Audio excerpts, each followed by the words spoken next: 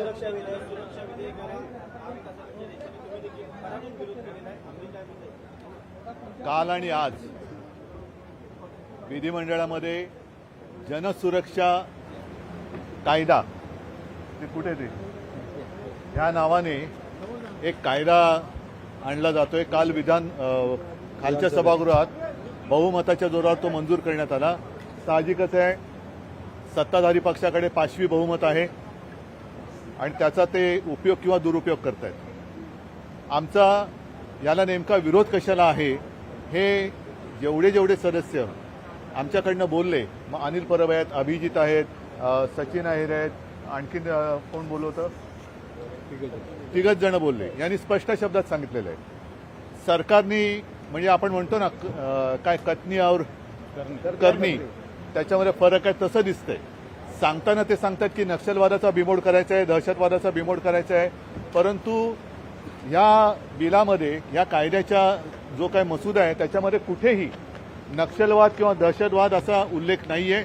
सुरुवातीला फक्त कडवी डावी विचारसरणी, कडव्या डाव्या विचारसरणीच्या संघटना. आतापर्यंत मी कडवे वाल हा शब्द ऐकला होता, कडव्या डाव्या हा शब्द प्रयोग पहिल्यांदा ऐकतोय. डावा आणि उजवं याच्यामधला नेमका आता आपल्याला फरक करण्याची आवश्यकता आहे. साधारणपणे शिवसेना आणि त्यावेळेला भाजपा वगैरे आम्ही सोबत होतो, आम्हाला उजव्या विचारसरणीचे म्हणायचे आणि आम्ही आहोत, कारण आम्ही धर्म मानणारे आहोत सगळेच, आणि सगळेच मला वाटतं धर्म मानणारे आहेत. डावी विचारसरणी खरं म्हणजे डावा आणि उजवं करण्याची गरज नाही, पण आपल्या संविधानाच्या प्रस्तावनेमध्ये जे काही लिहिलेलं आहे त्याच्यामध्ये सर्वसमावेशकता आहे, समानता, सामाजिक न्याय, व्यक्ती स्वातंत्र्य, आणि मोदीजींनी सुद्धा सबका साथ सबका विकास, म्हणजे ही डावी विचारसरणी आहे का उजवी विचारसरणी आहे हा फरक त्यातून कळत नाहीये. आम्ही या बिलावरती बोलताना जर देशविघातक शक्तींचा बिमोड करायचा असेल तर आम्हाला विचारण्याची गरज नाही. आम्ही नक्कीच सरकारसोबत आहोत, राहू आणि राहणार, त्याच्याबद्दल दुमत असण्याचं कारण नाहीये. परंतु तुम्ही राजकीय हेतूने प्रेरित जर का हे बिल आणत असाल, आणि तसं त्याला वास येतोय, कारण मी म्हटलं तसं की याच्यामध्ये कुठेही नक्षलवाद वगैरे वगैरे असं काही शब्दच नाहीये. मात्र धोकादायक जो शब्द आहे तो मी तुम्हाला मुद्दामून वाचून दाखवतो. हे केवळ आम्हालाच नाही तर तुम्हाला सुद्धा लागू होत आहे आणि तमाम जनतेला ते कधीही लागू शकतात.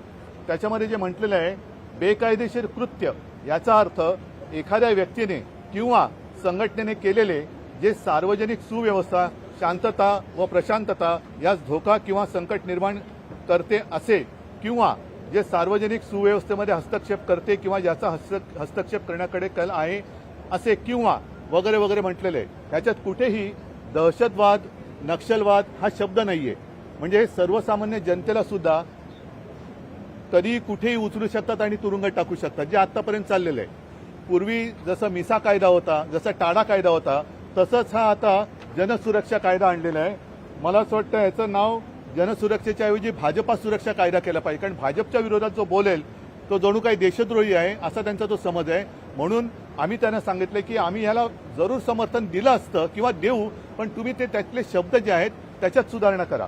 त्याच्यामध्ये स्पष्ट शब्दामध्ये देशविघातक कृती करणारे, देशद्रोही वगैरे वगैरे जे काय आहेत, नक्षलवादी, याचा उल्लेख करा आणि परत बिल आणा.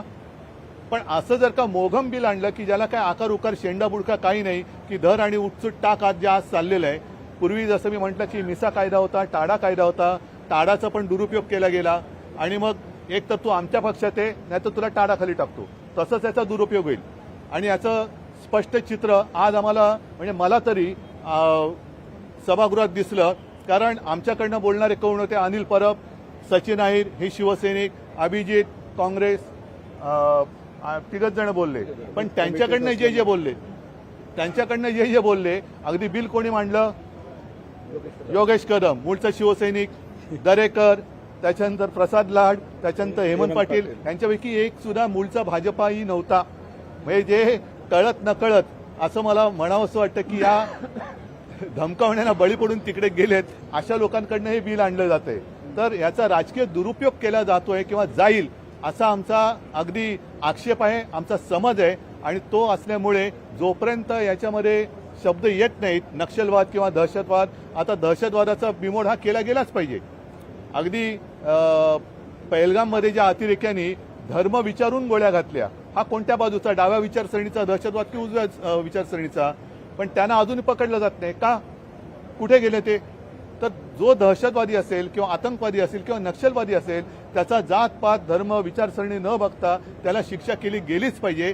पण ह्या कायद्यांमुळे ते तेवढ्यापुरतं मर्यादित राहत नाही किंवा त्यांचा कुठे याच्यात उल्लेखच नाही. म्हणून आम्ही त्यांना सांगितले की याच्यात सुधारणा करा आणि आम्हाला न विचारता आम्ही तुम्हाला पाठिंबा देतो. ही एवढी स्पष्ट भूमिका आमची आहे.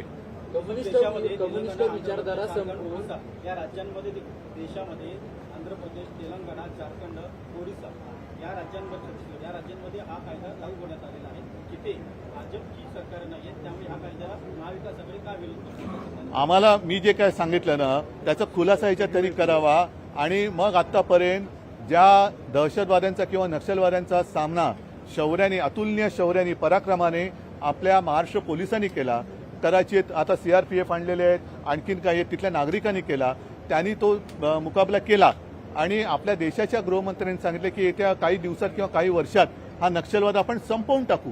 मग कायदा नसताना देखील या लोकांनी तो नक्षलवाद केवळ शौर्याच्या जोरावरती संपवून टाकला किंवा संपवेपर्यंत आणला. अशा वेळेला तो संपत आल्यानंतर कायदा तुम्ही कोणासाठी आणताय? मग कायदा कोणासाठी आहे? आता माओवादी ऐका एक मिनिट, माओवादी देशातले जरूर शोधा, आमचं त्याला अजिबात हे नाहीये, पण त्याचा उल्लेखच नाही याच्यात कुठे.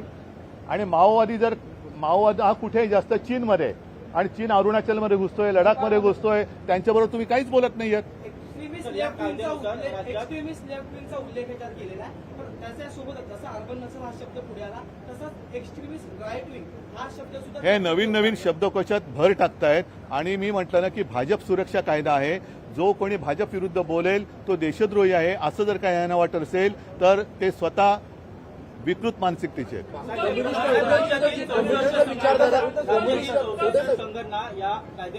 त्या 64 संघटनांची नावं जर तुमच्याकडे असतील आणि त्या देशविघातक कृत्य करत असतील असे पुरावे असतील तर तुम्ही त्यांच्यावर बंदी घालू शकता. त्यांच्याबद्दल कोणी तुमच्या आड येत नाही, पण अशा 64 संघटनांची नावं जाहीर करा. त्यांना आम्हाला सगळ्यांना कळू द्या की कोणासाठी 64 संघटनांपुरताचा कायदा आहे का.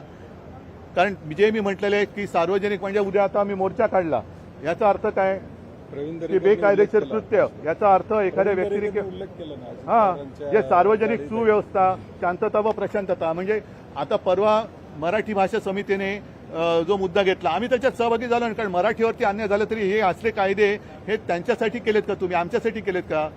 आम्ही उतरलो रस्त्यावर आणि उतरणार. मराठीवरती अन्याय झालं तर आम्ही रस्त्यावरती उतरणार आणि ते उतरू नये म्हणून तुम्ही कायदा असा आणताय असा आमचा समज आहे. त्यावेळी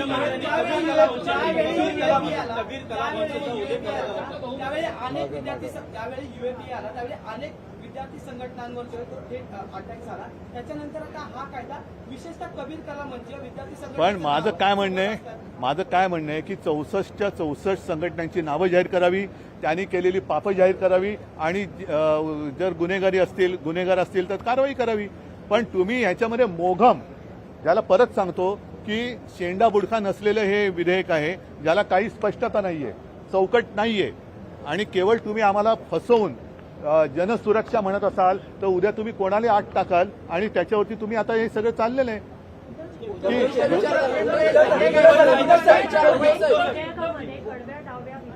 म्हणजे काय कडवी डावी म्हणजे काय? कडवी डावी म्हणजे काय? ऐका मी अरे पण विधेयक मी आणलेलं नाहीये. हेच तुम्ही जे विचारताय तेच मी विचारतोय त्यांना की कडवी डावी उजवी, कडवी उजवी, मग मधली डावी, मधली उजवी म्हणजे काय नेमकं ते सांगा ना. आणि एक मिनिट, आणि आपल्या संविधानामध्ये त्या प्रस्तावनेत लिहिलेलं आहे की सगळ्यांना समान संधी. मग आता गाडगेबाबांची जी दशसूत्री होती ती काय? भुकेलेल्याला अन्न, तहानला असेल त्याला पाणी, जो बेघर असेल त्याला, म्हणजे काय? आता तुम्ही 80 कोटी लोकांना राशन देताय ना, मग ही कोणती विचारसरणी आहे? सबका साथ सबका विकास. मग काय? मग तुम्ही याच्यामध्ये बिलामध्ये तसा स्पष्ट उल्लेख करा, आम्ही देतो पाठिंबा. पण तुम्ही काही त्याच्यामध्ये नसताना मोघम बिल आणाल आणि देशप्रेमाचे उमाळे आलेले दाखवाल तर हे देशप्रेम तुमचं खोटं आहे, झूट आहे. कम्युनिस्ट विचारधारा संपून बाळासाहेबांनी शिवसेना वाढवली. एक मिनिट विचारधारा संपून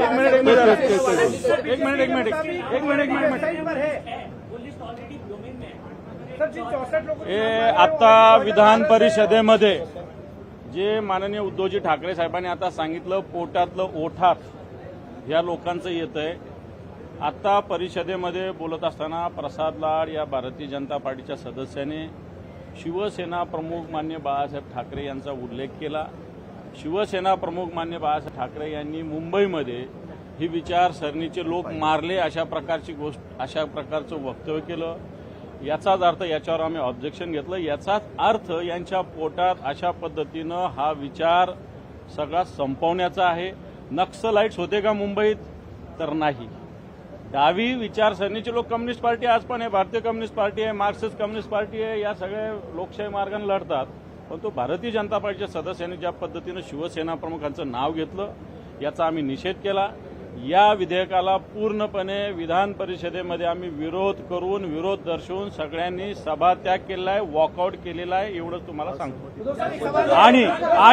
आणि आमचं असहमती पत्र पण आम्ही माननीय सभापतींना सादर केलंय आणि आम्ही राज्यपालांकडे सुद्धा या संदर्भात जाणार आहोत. काँग्रेस, राष्ट्रवादी, पूर्ण महाविकास आघाडी यांनी अशा पद्धतीनं हे पत्र सुद्धा दिलं आणि राज्यपालांना सुद्धा आम्ही भेटून विनंती करणार आहोत की या बिलवर तुम्ही सही करू नये.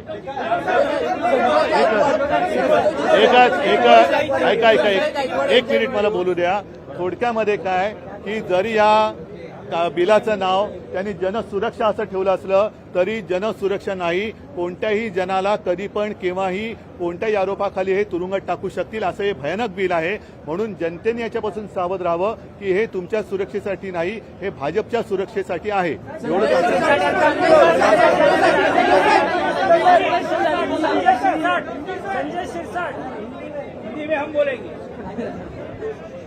हे साई